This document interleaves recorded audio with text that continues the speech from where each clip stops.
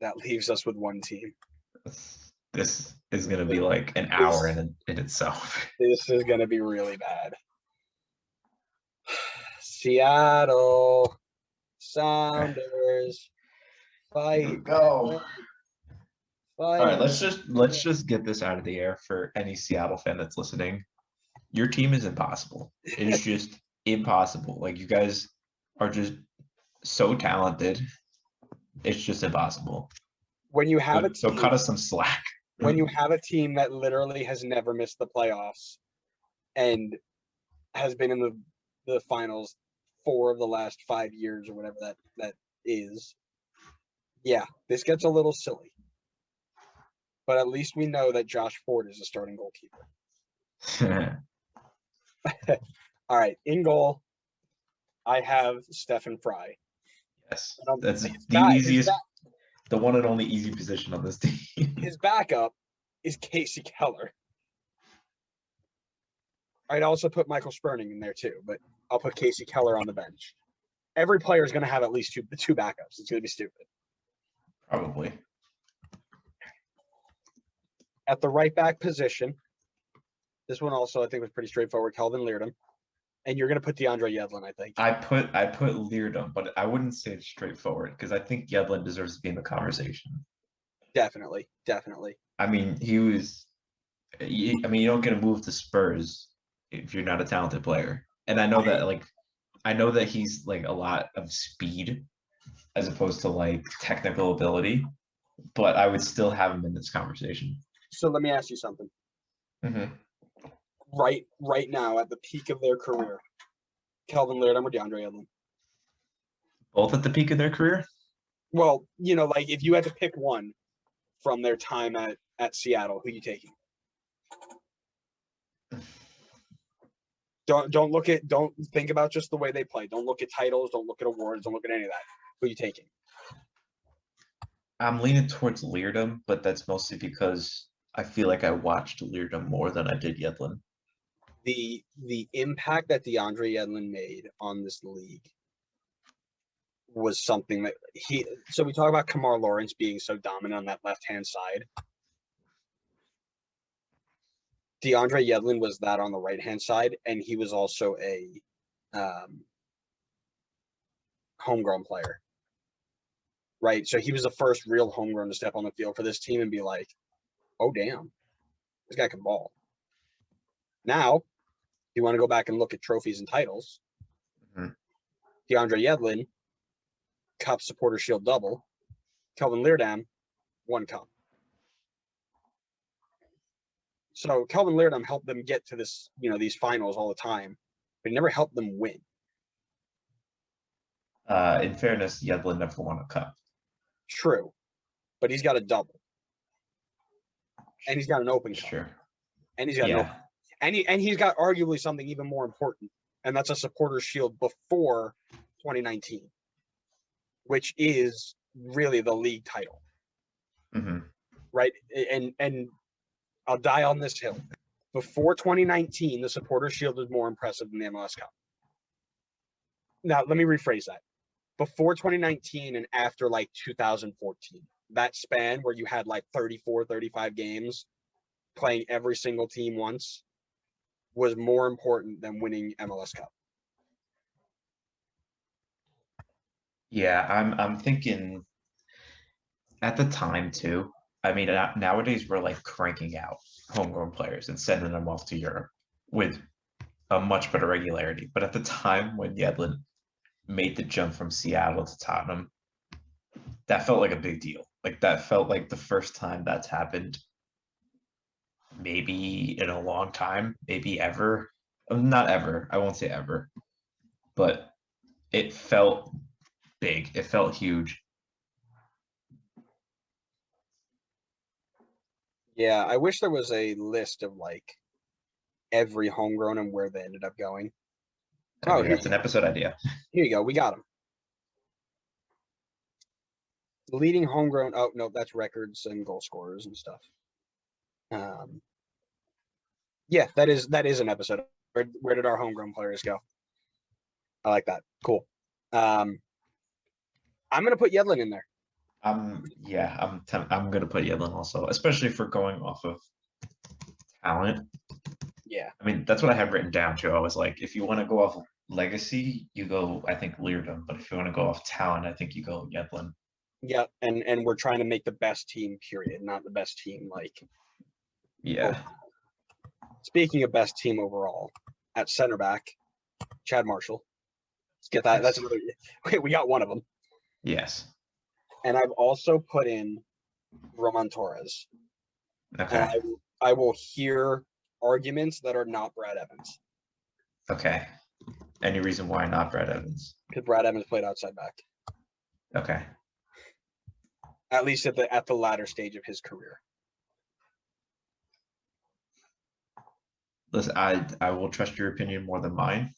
I had Brad Evans in there because on paper he looks great on transfer market. 247 games and 48 goal contributions from, and they have him listed as center back. Of course, I'm going to put him in there if I haven't seen him. Oh yeah, no, I'm looking here, and he's got 50 games at center back from 2015 to 2016. He was like a fill-in. I mean, 50 games at center back from those over 2 seasons. Yeah, but how long was he there, right? So it looks like they track it. Maybe. Let me see. Hold on. Yeah, he started there in 2009. Played there all the way until 2017. So 50 games over two, unless they track it only back to 2015, which no, they go back to 2012. So he only played. And I said he played center mid. He played right mid. Yeah, he was kind of all over the place, but Yeah. it, So I won't. it looks I like won't. his most played position is center back. I mean, a lot of his goals and assists are obviously going to come from other positions on the field. Correct. All right, I want to see when he played center back. If he played center back in a year that they were a dominant team, and I know they were good every year, but like a year that they were winning stuff, He then played I'm there gonna. He played there 2015 and like half of 2016. It looks like, but he didn't play there for the Okay, 2016 playoffs. He only played there in the regular season. okay, I see that he played 15, one playoff game in 15, and then he A bunch of played Champions League games. yeah, Champions League, then 16. All right, so then it's versus Roman Torres, you said, right? I put Roman Torres. I'm open to hearing other things. I'm open to hearing maybe Jeff Park, maybe Patrick Iani. I'll hear. I don't know about Zach Scott either. We'll see. All right, so Yes. Jeff Park. Let's talk Jeff Park. 2010, won the U.S. Open Cup, 4th in the conference, 6th in the league, made it to the quarterfinals of the playoffs. 2011, 2nd in the conference, 2nd overall, won the U.S. Open Cup, quarterfinals of Champions League. 2012,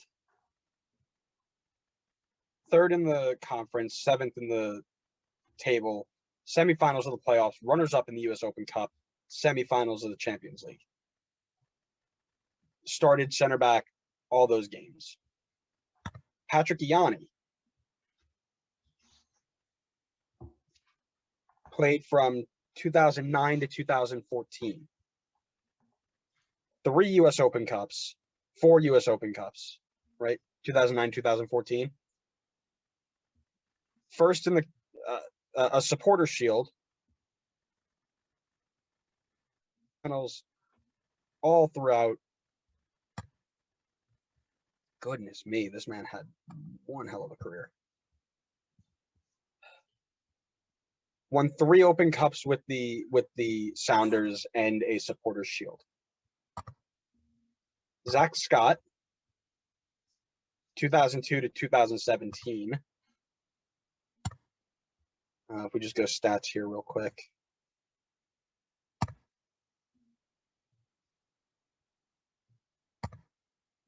Like 217 games. It's going to be broken down by season at this point. But yeah, so all the way up to 2017 when they were winning all this stuff. He was there. My knee-jerk reaction right now is to give me Patrick Ianni over Roman Torres.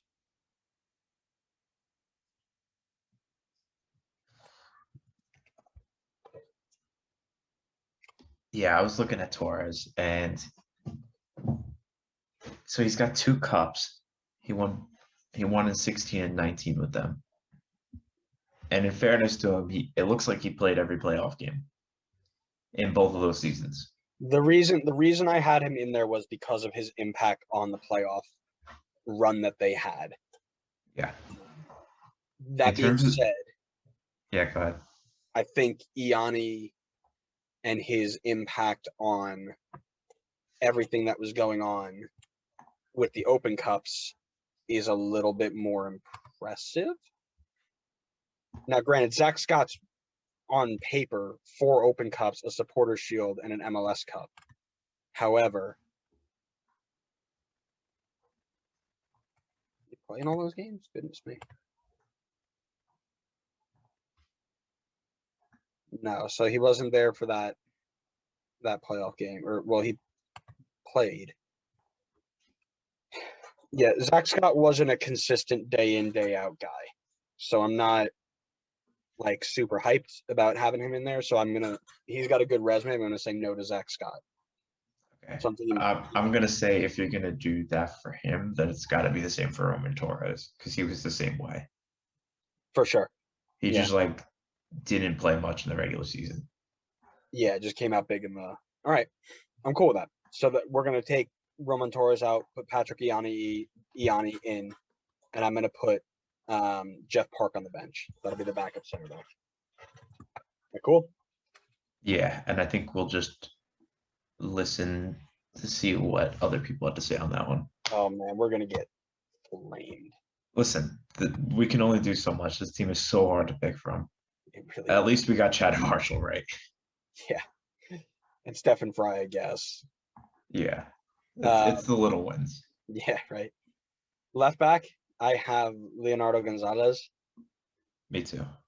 I can't put Jovan Jones in there because he's a winger. Knew who was playing center back this year. Brad Smith is really good, but not there long enough. Defensive mid, I put Ozzy Alonso. Remember that guy? Yes, I put Ozzy Alonso. We'll make sure you remember him.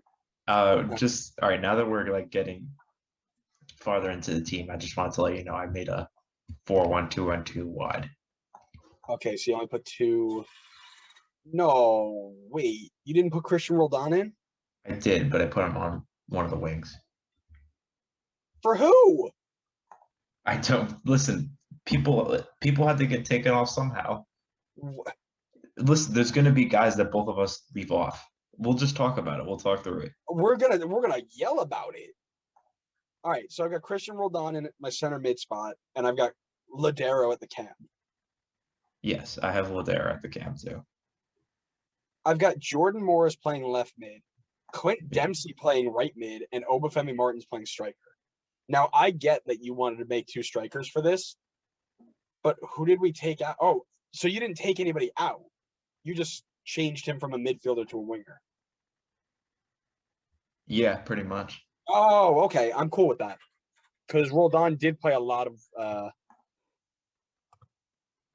right mid when he started. Wait, hold on, I'm trying to think now.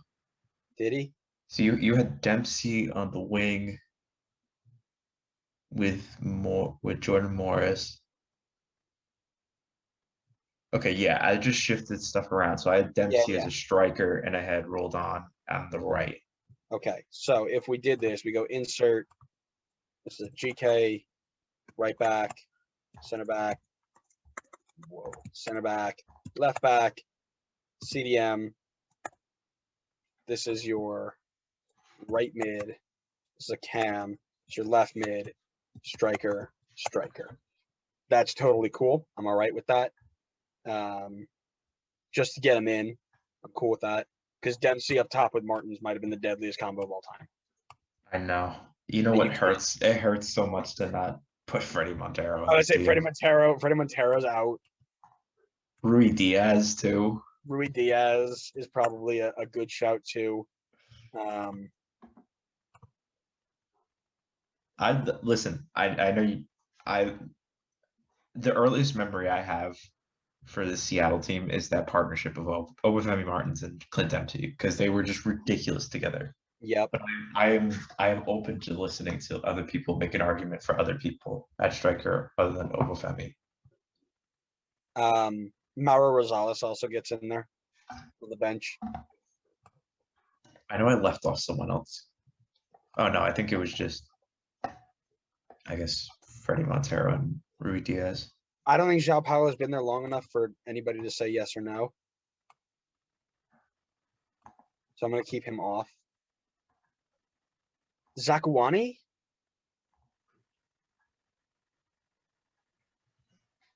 Does Steve Zakuani make this list? Where is he? He's a left winger. Before he got hurt, he was the number one pick in the draft. He was dirty.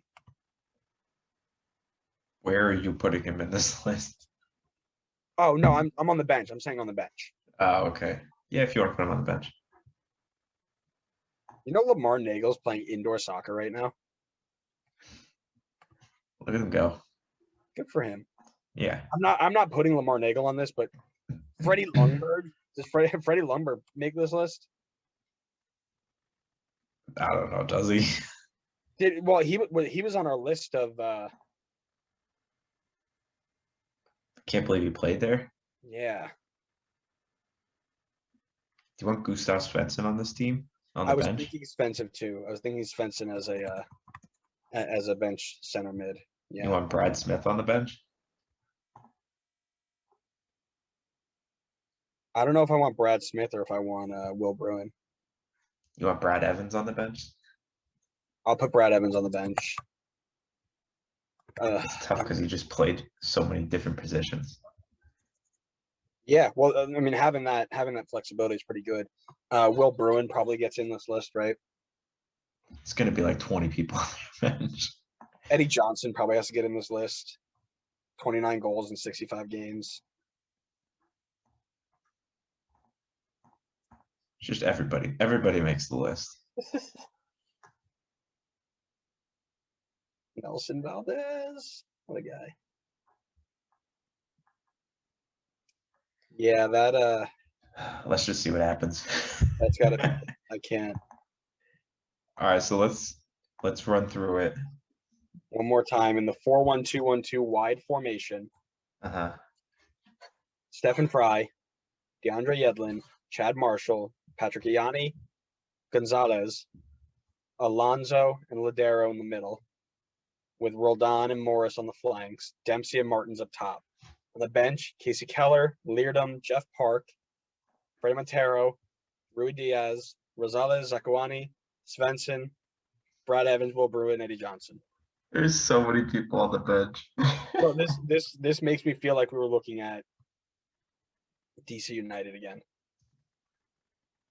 Except we actually probably saw some of these guys play. Yeah. All right. Are we good? Is that it? We did it. All right, we're done. So